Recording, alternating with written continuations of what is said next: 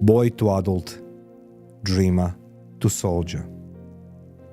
I saw a million lights on the horizon, flashing like 1,000 lighthouses. Why did I decide to go to army barracks? Over the past few months, I'd seen the military barracks emptied of recruits and replaced with the more and more reservists. This was replicated across Croatia. Until the day he kicked me out of the house, my father had always tried to instill more responsibility in me. For example, he'd tell me, you need to come to work earlier, you need to listen to your superiors, you need to do this, you need to do that. There was a lot of fear in me about what would happen if I didn't go to the barracks. I knew the federal state of Yugoslavia still existed and the police were still around. I didn't know what to expect. But I did know that there were blockades manned by Croatian police all across the city. There was a small nucleus of Croatian army just at the beginning. Just a few people with Kalashnikov, AK-47s. I knew I need to go, even though I wasn't happy about it. Firstly, my heart was breaking into pieces and I felt like the feeling will last forever.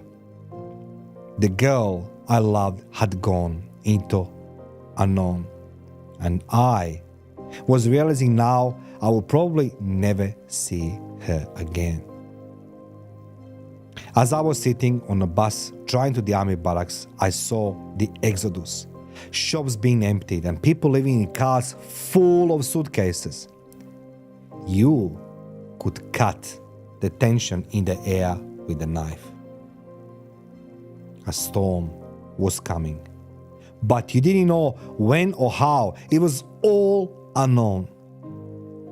We arrived at the barracks. There were a lot of reserve army guys about, guys in uniforms and shaven with the long beards, a murky, angry look in their eyes, semi-drunk.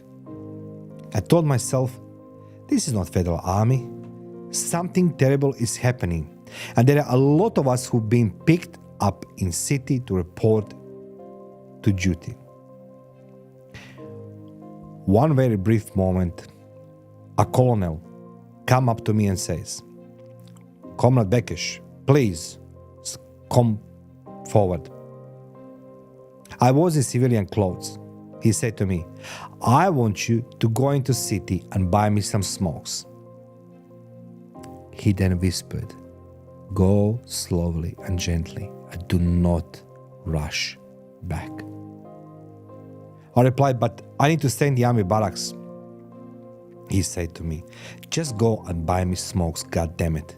I said, that's gonna take at least an hour to come back.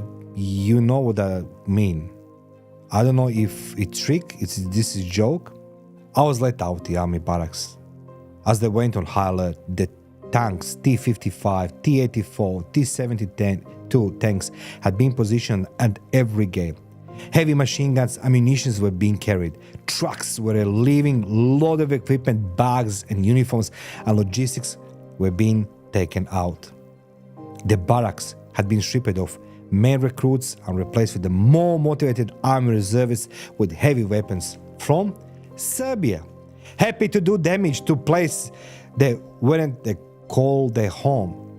My city had several army barracks close to the hospitals and public market. There were also a couple of army training grounds outside the city. Again, the army reservists were there with the tanks, heavy artillery and multiple rocket launchers pointing toward the city. As I was heading away from the barracks, a train with empty carriages stopped in the middle of the road, blocking my path. As I walked past the train, a Croatian police officer stopped me and asked me, where are you going? I told him I was going to buy smokes and told him who I was in response to his questions. Another gentleman came up to me near the train barricades. I recognized him as a being policeman from my city, who everyone knew. He said to me, your grandfather is a good man. And I said, yes, he is. He told me, don't go back to the barracks. Go home. I want to see you tomorrow morning at the police station. Ask for me. I was in shock. Yet again, I didn't know what to do. I was surprised and I was afraid. It took me an hour and a half to walk home. I was hungry and opened the fridge, which was empty except for the jam and some old bread. I walked downstairs to the coffee shop, ordered an espresso and just sat there. Imagine yourself in my shoes. Imagine being 18 and in just 24 hours the world you knew stopped existing. I was enjoying the coffee in that coffee shop, but I felt like my life had no purpose anymore. I didn't know where my parents were. I had no clue. They didn't even call me. They just left a message. My grandfather was walking down the street. He was retired and very well respected, despite the fact he worked for the communist secret police. He came up to me in the cafe and said, "Come on, let's go for a walk." I said, "Grandfather, I just can't. You know what I mean? I don't know what's happening." He just said, "You going to be okay." He was a man of few words. He knew a number of my family had forbidden love. They had married Serbians and society has started rejecting these mixed marriages, as they were called them then. So we just walked down the street, me and him. On a corner opposite my building, I noticed a large group of women. They start praying loudly. I remember it had been a beautiful bright day until suddenly the sunset became dark. It was like the sky was becoming red with dark black clouds and stripes going through the red sky. I said goodbye to my grandfather, bought some food and went upstairs. I was eating on the balcony and watched how the ladies were praying. It was very late, with a little bit of light on the horizon slowly disappearing into night. In the direction of my balcony faced, there was a small village that was divided by the Serbs and Croats. They had barricades between themselves. I knew the Federal Army had the tanks and equipment positioned between the Croatian police and the Serbs. Everything was escalating so quickly. I can't even explain how quickly this happened. In just a few moments, neighbors, families, and friends started turning against each other. The drums of war were beating every single day on TV, on the radio, and in the newspapers. As I was eating my sandwich on my balcony, the city was falling into dark night. The red sky was just dispersing.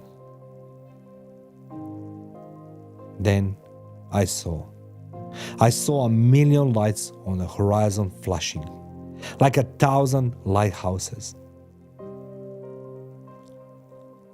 I was just thinking that light appearing, disappearing was not normal. It reminded me of something else. I tried not to think about it anymore. Then I heard a roar of sound, and the second, it was like a thunder from the lights on the horizon. Hundreds of heavy artillery pieces, multiple rocket launchers, mortars, who knows what, started shelling the city. As the first shell hit the building, the screams started. People were screaming and crying everywhere. It was a total bombardment. It only lasted 2 or 3 minutes, but it was so intense. I sat there on a balcony in shock.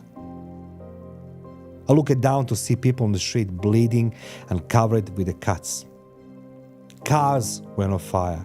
Roofs on buildings had exploded and balconies were falling apart. Ladies were holding their heads, screaming and cursing at the same time. There were no men on the streets, just the women praying. There wasn't even one bullet you could see that somebody was carrying that could provoke this.